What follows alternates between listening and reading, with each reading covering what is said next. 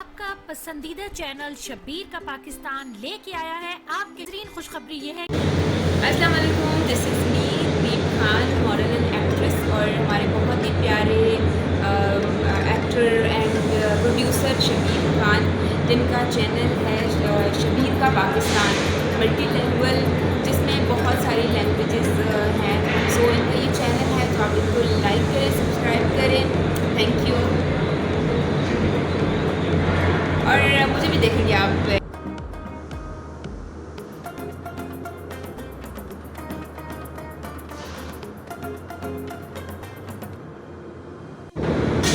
अस्सलामुअलैकुम, this is me आयत Khan, TV host and actress. और यकीनन आप सब जो है इस यूट्यूब चैनल को जानते हैं, शब्बीर का पाकिस्तान।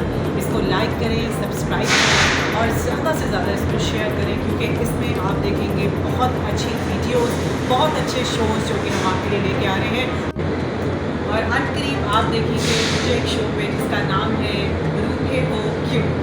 रूठे क्यों हो। रूठे क्यों। हाँ। और अनकरीब आप देखेंगे मुझे एक शो पे जिसका नाम है रूठे क्यों। तो इसलिए देखना रूठा- और सब्सक्राइब करना मत भूलिएगा। हाँ, इसलिए